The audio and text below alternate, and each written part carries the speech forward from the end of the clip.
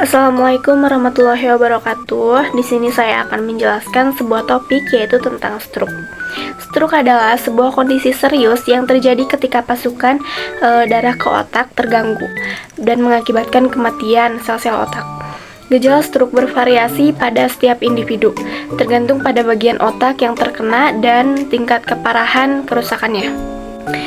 Nah, adapun singkatan FAS untuk 3 gejala utama stroke.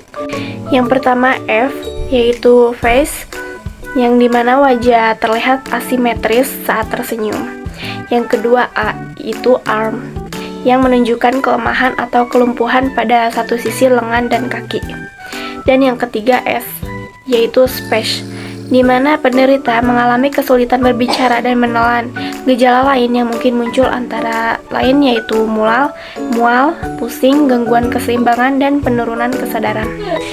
Stroke dibagi menjadi 2 jenis. Yang pertama itu stroke iskemik, yang disebabkan oleh tersumbatnya pembuluh darah yang mengalirkan oksigen ke otak, dan stroke hemoragik yang terjadi ketika pembuluh darah pecah. Stroke iskemik terdiri dari stroke trombotik yang disebabkan oleh gumpalan darah di arteri, dan stroke embolik, di mana gumpalan tersebut berasal dari bagian tubuh lain.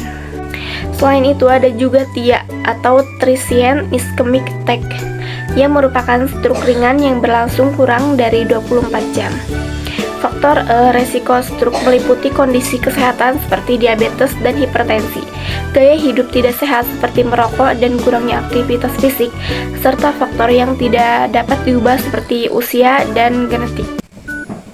Jika seorang mengalami gejala stroke, langkah pertama yang harus diambil adalah segera membawa mereka ke rumah sakit untuk mendapatkan perawatan yang tepat. Pasca stroke, pasien mungkin mengalami gejala sisa seperti kelemahan, kesulitan berbicara, dan emosi yang tidak stabil. Oleh karena itu, dukungan dan kesabaran dari keluarga sangatlah penting dalam proses pemulihan. Tetapi fisik dan terapi akupuntur dapat membantu dalam rehabilitas. Untuk mencegah penyakit stroke, kita bisa menerapkan kebiasaan diet dan nutrisi. Contohnya itu seperti menurunkan asupan natrium dan DHSH diet. Lalu aktivitas fisik. Nah, kita bisa melakukan aktivitas fisik senam aerobik minimal selama 150 menit atau 2 jam 30 menit setiap minggu dengan intensitas sedang, atau 75 menit itu 1 jam 15 menit setiap minggu dengan intensitas lebih berat.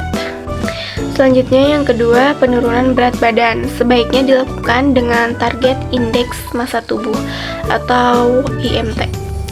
Nah, adapun pola makan yang sehat, yaitu bisa contohnya makan biji-bijian yang membantu menurunkan kadar kolesterol, lalu susu yang mengandung protein, kalsium, dan zinc, lalu ikan tuna dan salmon, buah dan sayur minimal 5 porsi per hari, lalu sayuran hijau dan buah-buahan seperti jeruk dan lain-lain, dan makanan sumber kalium.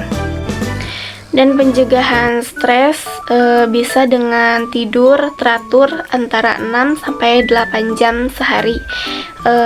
Lalu menghindari stres, berpikir positif, mampu mengukur kemampuan diri, hindari sikap terburu-buru, mampu menyesuaikan diri dengan lingkungan, menggunakan keluarga sebagai tempat untuk mencurahkan isi hati, menghindari perbuatan yang melanggar agama atau peraturan, selalu mendekatkan diri kepada Tuhan Yang Maha Esa, dan mensyukuri hidup.